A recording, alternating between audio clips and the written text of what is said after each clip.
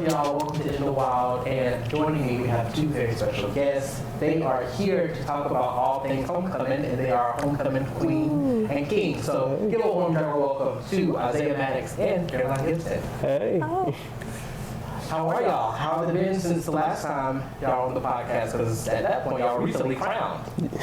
It's been good. It's been busy past almost a year now. Mm-hmm. Yeah. It's crazy that it's gone by so fast. It's been a whole journey, yes. Mm-hmm. So what has it been like during your reign? Have you been getting invites to all of the events? Have you been recognized everywhere on campus? What has it been like this past year for y'all as king and queen?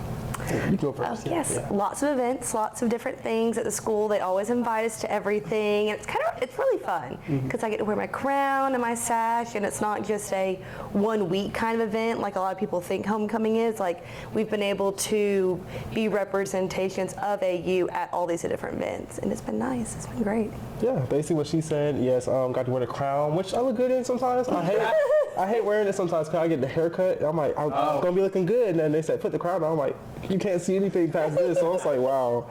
But it's good to turn up at the events. Everybody's like, oh, that's that guy. I'm like, y'all know me? Like, oh yeah, I forgot I'm the king. Like, wow. And it's just really a good opportunity. Yeah. So besides being crowned last year, what would you say has been some highlights of being homecoming royals? I think one of them was whenever we did the freshman event, where we got to meet all of the new freshmen coming in that were doing. It was part of their week that they had whenever they first started. We were at Augusta and downtown, and so they come and get like a little giveaway from us, but it was really nice to meet all the new faces coming in, because I've been able to meet all like the older people from last year and then the past couple years, so it was good to see a whole fresh new people coming into AU. For me, it was a photo shoot that we had. Okay. It was below zero outside. We were there from like 11 till like, was it 3? Yeah, it was below zero. They were like, you gotta stay strong for the picture. I'm like, ugh, it's like freezing cold. Wasn't somebody's like lips like bleeding? But it was that cold. But they were like, the pictures turned out great. Okay. The videos were on point. It looked like an actual like real deal, like top notch photo shoot. Like, it was amazing. I think I wore the jacket my first time wearing it. I was like, I'm wearing a big old jacket. This is so cool. And then what did you wear? I had on my little blazer and then little like work pants. It was really fun. Yeah, we were all amazingly stunning. It was a cool thing. We got blankets, but so we stay warm. So speaking of your outfits and photo shoot, tell us about this year's homecoming theme. Oh, I'm very excited that it is Blue Vogue. So it's all about high fashion. It's all about like runway kind of feel, like all the different like poses that they have. That's all I just think of is like the poses from different like models and that they do. And I think it's really cool and very different. Okay. Yeah. So y'all were really modeling for this one. Yep. Oh yeah, they had us up against a wall doing things with our arms. Yes. I was like, just have to embrace the kind of goofy feel to it. It turned out really well. I'm excited to see all of the stuff that y'all have going on. But would y'all say you're ready to pass the crown? I know it's been a very quick year, so much has happened, but do you think are you ready to give it up? It's kind of bittersweet. I'm excited to see someone else step into that kind of role and get to experience all the great things I've been able to experience. But I'm sad that I'm not going to be able to wear the crown, the sash, but I will still go to all the events. It'll just be kind of someone else's turn, so it's exciting for them. A little sad not having to dress up, but it'll be a good time still. I really thought about that before I got in here. I was like, wow, we're about to like not be king and queen, but I felt like we're still going to be king and queen because there's only one 2022 king, one 2022 queen. Exactly. So it's like we're still the royalty, but we're just adding more to the mantle now. We're bringing more to generations and everything. That's a good way to look at it. That you'll, always have those titles, like you said. What homecoming event would you say you're most excited for this year? Mine is probably Jaguar Mania, which was my favorite last year. Very excited. I'm dancing in it again. Okay. So I'm very ready for that. We've been practicing and doing everything. You killed it last year. Thank you. I remember seeing you compete, and I was like, oh, she wants to win. Yes. She's dancing to win. So we're doing it again this year, and I'm really excited. Yes. Same for me. Actually, I'm not part of any of that. I was like, wow, it's good to watch it because I have no rhythm. I promise you, I can't dance. Like my friends are like, hey, literally last weekend we went out to one of the clubs in Augusta, and they're like, hey, come on, go dance in there. I'm like, y'all, don't throw me in there. It was a big old circle. Everybody's pushing me. I'm like, no. You're not about to push any clothes. Exactly. So, because we have blue logo as our homecoming theme, I want y'all to tell us a little bit about your outfits for the homecoming game, without giving away too much. Okay, I'm trying to think. Like, what's the vibe? I'm definitely going blue. Okay. So definitely going with the theme because I wanted to match my crown also, and it matches the theme also. So just very elegant and blue to say. Okay. For me, let me see, the color I'm going to wear, what color? I'm going to wear blue, of course. Something to match, the sash and the crown. I'm thinking more of like, since it's going to get a little bit warmer, like this weather's kind of been 50-50. It's like it's cold and 1 minute it's kind of warm. Like right now, I was sweating out there. I'm like, it's February. Like, wow. So I'm trying to go in between. So have a little cool guy look, but also formal as well. Okay. I can't wait to be there because I haven't been to a basketball game in a minute. Ooh, We're going to be there in person, and I'll be a judge again at Jaguar Mania, so I'm always excited for it. Yes. It's just like a very fun, festive time of year, super school spirited. What advice would you say you would have for the new king and queen? What tidbits would y'all kids say? I would tell them to just be ready to talk to a ton of people at every event they go to, because you'll have people that come up to you, you'll have things that you'll need to go and talk to people for, and just not to be shy to go up and talk to anybody that they don't know. Just like be ready to make all those new relationships with everyone on campus. For me, I would say just know that you're representing not just yourself, you're representing a whole generation of royalty. You're not the same person you were before, you're not just a regular student, you are the face of something now. Like you're literally gonna have your face on a plaque in JSAC, so it's like you're somebody. Have your name on there and everything. So just be mindful of who you are and everything. Did y'all ever have the feelings of like, I wish I kind of wasn't AU representative? Like, was it easy for y'all to kind of, I guess, wear the crowns, even when you're not necessarily wearing the crowns this past year? I'm trying to think. I don't think there's ever been a moment I've been like, oh, I don't want to do this or I don't want to do that, because I've really enjoyed every single event that I've gone to. Even like when I'm not wearing the crown and sash and people still know who I am from it, I always enjoy getting to meet new people and experience all of it.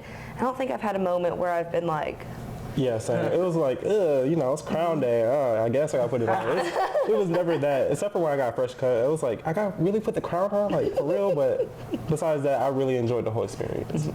What do you think is a common misconception that you experience when you tell people like, oh yeah, I was elected homecoming king or homecoming queen? well, if they're not at school here or they're not really like in like normal college, a lot of people think I mean high school at first. Which I'm like, no, not high school, it's actually college. It's a lot cooler. And so then they get it, and then they're like, what does that consist of? They just think it's kind of, you get that kind of title and you move on. Where, especially here at AU, they make it, you're a part of the school now. Like, you're a part of representing the school, you're a part of going to the events and being the face of the school. So it's a lot more than a lot of people think it is. Basically what she said. I'm not just going to copy and paste, but for me, I would say that people automatically think, oh, you're the popular guy. You know everything what's happening around the school. I'm like, y'all, I have my circle of friends. I'll say I'm nice to everybody, but I have my circle. And I always stick with them. I'm like, yeah, this is nice and all. People say, hey, I'm like, hey, how you doing? I'd be nice, but it's like, people think you're so social and popular to the point where you know every event at the school. I'm like, I didn't know that was happening. So yeah. I feel you on that. Well, for y'all watching, stay tuned because we've got some more questions with these guys coming up.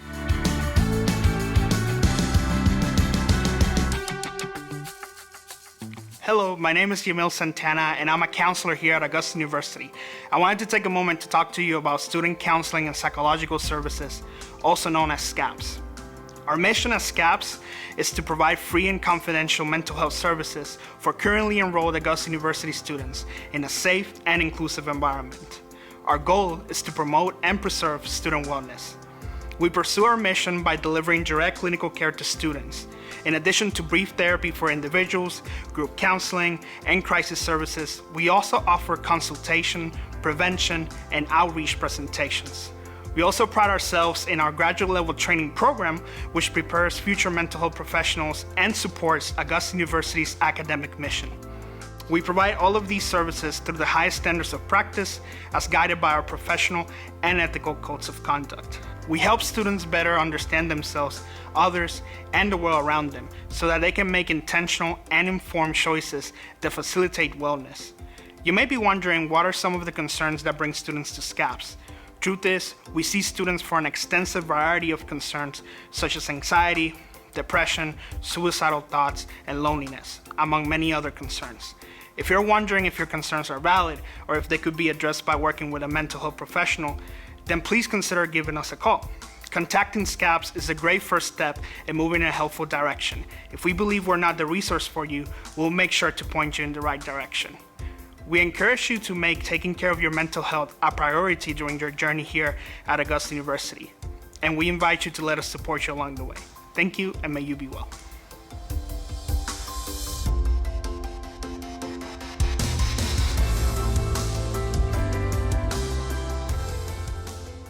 Welcome back, y'all. And with a slight wardrobe change, we have our homecoming king and queen back with us.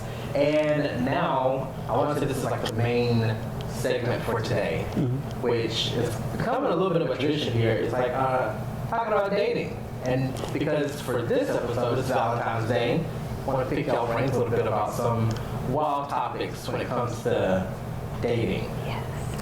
So, like I said before, there's not gonna be anything crazy, but I'm just kind of curious to have this conversation with y'all. But getting started, have y'all heard of info dating? I have not. I'm not even know. So apparently, this is like a new buzzword where people are, I guess, letting the impact of inflation affect their dating life. So now, so they kind of just like merge that together. So getting started, how do y'all feel about inexpensive date nights or dates? Oh yeah, I think they're just as good as the expensive ones. I think it's more about like the thought and effort that goes into it than the amount of money you spend. Okay. Same for me too. My best date I ever had was actually just us at the place chilling, watching movies, cartoons actually, like like old kid cartoons like what Dexter's Laboratory. I remember it was the regular show movie and we watched it. It was like the best date ever. It was perfect. The regular show ain't that old though, but I mean, but they've been gone for a minute. So yeah, inexpensive. I feel like honestly, just with anybody getting started, I don't want to spend too much money at first. I want to see if I like you first. Exactly. So, Oh, exactly. See, I'm gonna hold my coin until I feel like I really actually like you. Maybe if I have a crush, but I don't know. So yeah, I don't mind inexpensive. I'm not really a Netflix and chiller though. I don't want out. Yeah, I was like, You smile, you look guilty. yeah, 'cause I was like, that's like, it's not that. Okay, you just don't do the stereotypic thing where it's just Netflix and just chill. You just gotta have more Netflix and just, just actually enjoy each other's company like that. So I'll say Netflix and, breathe, I guess. Yeah. And breathe. Okay. Yeah. I don't know. I don't mind it like later. Like it can't be like a first through like even maybe fifth date or third date, something like that, where it's like you're still kind of getting to know each other before you like get to like more of a personal like inside someone's house, like hanging out kind of thing. You want to get to know that person before you have those kind of hangouts. I would say a third date though, at least third date. Yeah. Fifth is kind of like, you got to wait a year before you do that. I'm like, wow, that's a good one, man. Wow. Yeah, I'm not sure if I'm a big fan of like going over to someone's house and I don't know, like you said, like what if they have a cat? Ugh, yeah, that's a red flag. Yeah. No. I'm not a fan of cat. So another thing, going back to research here, research indicates that dating apps can actually lead to less divorce. One, that's surprising for y'all to hear, and two, how do you feel about using dating apps versus meeting someone in person? First thing about the dating apps, does it mean like they meet the person through the dating app, which ends up causing like less divorce? Not as in like you continue having the dating app. because I feel like that would cause more problems. So people who meet on dating apps. Okay. That is surprising. But I kind of get it. Kind of like you can meet people from like all over the place depending on where you put like, I guess, your distance. So I guess people can meet people that they would never meet like normally in their area. So it could cause more like sparks, not to really know them and something more than just like meeting within your friend group. Yeah, I see what you're saying, because you can have, I guess, wider net Yes. of people, of potentials. It makes sense, yeah. I'm not surprised by that. I would say just dating in your neighborhood is kind of cliche, where it's like, you know how you ever see like a Netflix movie or a Hulu movie, and they're always like, that's the girl of my dreams, is the girl next door. Yeah. When really the girl of your dreams could be like anybody in the whole world. Like it's a whole thousands, 100 million, I don't know how many people it's in the world, but it's a lot of people. But it's like, I feel like you're limiting yourself to only one person who you're commonly seeing every day. So I feel like when you actually branch out and just like see more people, you might see something even more than you thought you wanted. So I can see how that kind of makes it less divorcey, yeah. I can see the benefit of dating apps in the sense of like, you know that person, well, maybe not all the time, because you can be shady. Oh, yeah. In theory, like, you know that person is like available, you know, because meeting someone in person, because I'm more of an introvert, so I'm not sure if I'm going to shoot my shot if I feel like I'm not going to Make it. actually make the shot, you know? So yeah, I don't think I've tried to really shoot my shot in person at all, really. I don't think about it. But yeah, I can see that for dating apps. Give our listeners your best bio if you are on a dating app. Oh my gosh, wow. I don't even, I don't know what people do for their bios. So they do I don't know, it's mainly guys that do height. Because I put 5'7", you know? You have to. So people know I'm not that tall, but I'm pretty tall. Senior in college, about to graduate, planning to go to grad school. I like to watch movies and eat food. That'll be mine. That bio is so nasty. You cannot. That's one thing. Okay, you cannot put this education stuff on there. It's gonna look like an actual resume. It looks like a resume. It's like, here, I'm applying for this job. I'm like, no, you're basically applying for a relationship, not a job. Okay. It's hilarious. For me, I would say, of course, include the height, because I found out throughout college experience that girls are always specific about their height. So would you date anyone below you, lower than your height, to your shoulder? Or to your waist? Personally, I know people all have their own preference. Personally, no. I also like to wear heels too a lot, so I don't want to make them feel even more Yeah, I know what you mean, yeah, because I know some guys that get the short man syndrome or something like that, and you don't want that kind of situation. Yeah. So I would say, of course, for me, include the height, include a hobby or two hobbies at least. Say I love art and I love working out, or you don't have to say you like working out. Maybe you can just show me oh, this guy works out, without saying he works out. So say I love art and I love playing tennis. I love tennis, by the way. Okay. So that's a good little romance thing, because I love playing the game. It's clever. Let me see. Mom walks on the beach. No, that's a cliche. No. Just add a hobby or two, and then just say what, I don't know. I don't know. People know zodiac signs. I don't know what my Capricorn. I don't know what that means. People are like, oh, you a Capricorn? I'm like, yeah. Is that good? So I guess include that a little bit, Capricorn. I don't like people that take their horoscopes and stuff too seriously. Yeah. It's a red flag, yeah. Yeah, that's not an excuse for you to have a bad personality. No. Exactly. And just because a website says we're compatible or not compatible, this. It doesn't. Yeah. I think it's a placebo. My friend, she found out she was a Leo, and she was like, I'm a Leo, and then she looked up all the traits, and she was like, okay, I'm all this. I'm like, that's not a Leo, that's a Scorpio. And so she was like, oh. So I'm like, you over here believing the Scorpio traits are Leo traits, so it's a whole placebo. Yeah, for real. So when it comes to dating, because y'all younger than me, and I'm closer to 30 than I am to 20, does it matter to y'all to talk about someone's career aspirations when it comes to dating, like, does it matter? I feel like for me, it kind of gets to that point where we do have to talk about that. But for y'all, because y'all may or may not want to get married in your early 20s, I don't know. What do y'all think? I think more for me, it's more not like career, like knowing exactly what they want to do, because I've been in a place where I don't know what I want to do, and we're still young, but kind of where they're motivated to do something, that they have like a goal in mind where they want to be. It might not be like next year, but like the next 5 years, they have like a plan. I feel like that's kind of a good characteristic to have, is to be like motivated. Like, you have some ambition. Yes, exactly. Yeah. Yes. I believe the same thing. I want someone who's really goal-oriented. I can laugh, typo. Goal-oriented to the point where they actually know what they want. A couple weeks ago, I met someone. She was really cool. I liked how goal-oriented she was. She was physical training. She's in what's it called, clinical therapy. Clinical psychology. She's doing clinical psychology, physical training. She wants to do something with her bachelor's degree, which is in musical therapy. And so I'm like, that's really interesting. She described how she was like, I want to do something more where I can work with music and apply that with therapy and have my own occupation and everything. She was over here going in and in everything. I was like, wow. She models and everything. I'm like, that's really amazing for you to do, and I like that. Some people, they get kind of scared when they hear too much. Like, they hear too much, like, oh, you got some plans. Do you have any time for that? I'm like, no, that's amazing. Like, I like being around that kind of energy because it makes me want to go further too.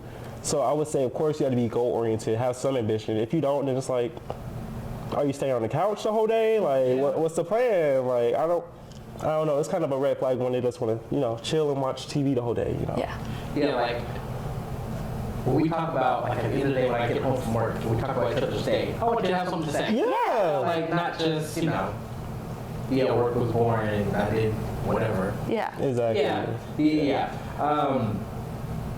So speaking of red flags, what are some of your dating icks? Oh, that's hard. I'm trying to think of any that. Maybe one if they like move like too fast and like touching you, like if I don't really know you and they just want to like hold my hand or like hook my arm or like want me to hook their arm or like they want to be like touching the whole time, like on a first date. I'm like, I don't know you. Yeah. I don't know how clean your hands are, but I'm trying to think of any more. Do you have any off the top of your head? So far, I'm just thinking. I remember one thing that I found was weird was when someone is too available to the point where it's like anytime you call, they're like, oh yeah, I'm free this day. Oh, yeah. I'm like, what about this? Oh, I'm also free. Like, they're always free. Like, I'm like, what do you do when you're like free? Like, do you have like a job? Do you have any? Yeah, like, what do you do? It's like when you're just too free, it's like, I know it's not me. Like, I understand I'm busy, but at the same time, it's like, when are you ever busy? Like, that's kind of like my red flag. It's nothing too bad where I'm like saying, oh, you need to be busy when you want to be with me. But it's like, you got to have something, going on. Yeah, always available is definitely one. Yeah, that's kind of a little weird. It's like, okay, yeah. Never mind. Kind of going off of what you said about hand holding. I am a big ick of mine is like being clingy at all. Like, especially when it comes to like communicating. Like, I'm busy, so if I'm at work, don't ask me what I'm doing. If you are literally talking about like our plans for the weekend or whatever, and then it comes to the weekend, don't ask me why I'm not texting you back as quickly or you know what I'm saying? Exactly, Like, I know what you mean. I told you I'm doing something. Like, leave me alone. I'm gonna like your name is in the queue. Like, I'm gonna get back to you. Yeah. Like, I'm not ignoring you.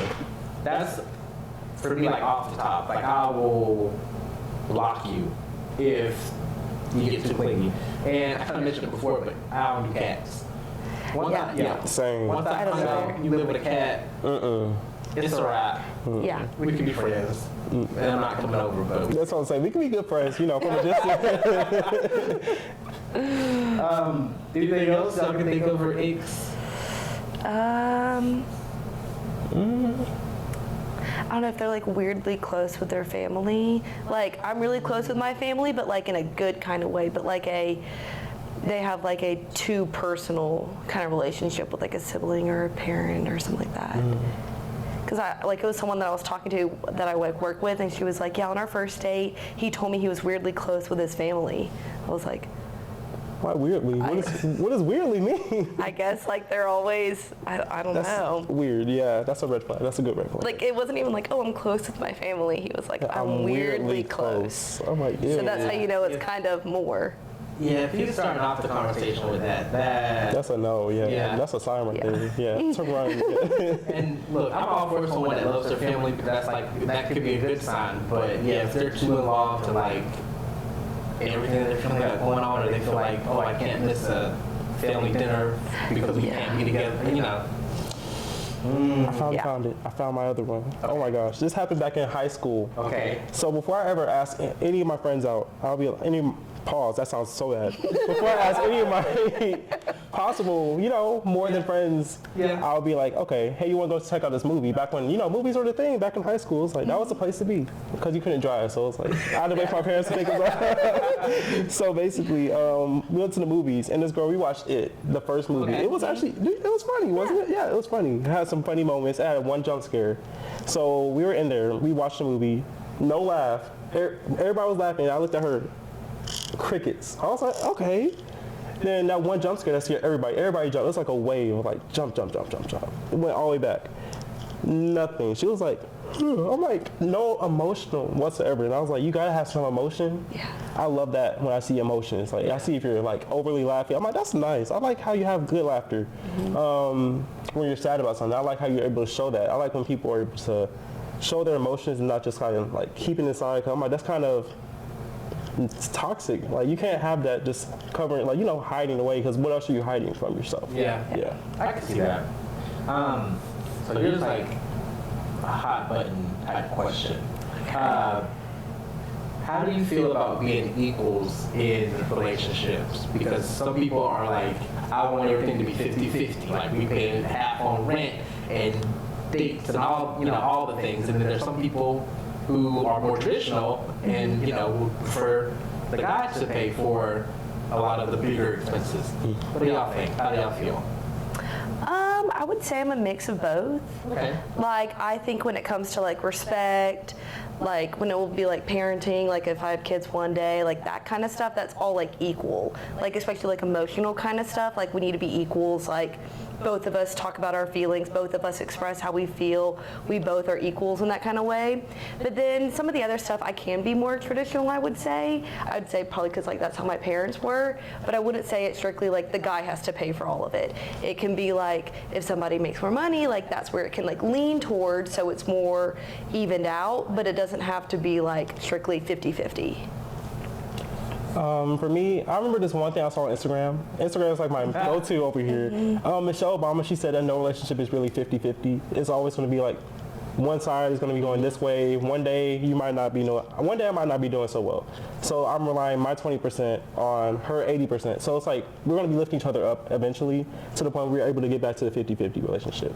On a normal kind of standards where we're both on the 50, I prefer us both being 50. I'm not a guy of like the old-fashioned chivalry kind of thing where it's like, oh, I get the 80%, you get the 20. And I'm like, I don't know, that's kind of so misogynistic to the point where it's like, we need to go with the times and realize that we have Wonder Woman in the Justice League now. Like, everybody's a part of the team. Like, so everybody gets to share the table. So it's good to have a 50-50 equal thing. Yeah, when it comes to dates, I feel like whoever asks you out should probably be prepared to pay. Like, and I don't mind if someone initiates like, hey, if you ask me out on a date, I would say yes, and then it's like, okay, I'll ask you out and I'll pay, that type of thing. But I don't know, maybe I'm more, I guess, non-traditional. I don't take it that seriously. Like if someone wants to pay rent, Go ahead. Yeah, if you want to. I'm not going to fight you. Yeah. It does not affect my pride whatsoever if you want to, pay some bills to help me out. Okay. So just wrap it up here because I think y'all are excellent guests for today. Tell us when homecoming is and how our listeners can support. Yes. Homecoming it starts next Sunday. The first event is a fireworks show that we're having. Hey. Yes, at the amphitheater. So come, there's going to be events all week long. There's going to be coin wars, so start saving up your coins for the different organizations that are participating and just try to come to every event. Yes, yeah. We'll have flyers around. I'm pretty sure in the bathroom they have it. So if you're ever using the bathroom, just, look around or look around. Also, we have this, what's it called? The board where it's like, Instagram, but in person. It's like it has all the flyers and everything. I give tours, so I basically say, everybody knows what Instagram is. Imagine that in person. So it's like all the boards. So it's all on the flyer. So just make sure you're looking around and, have fun. Yeah. Be a part of the crowd. Thanks, y'all. Thank you.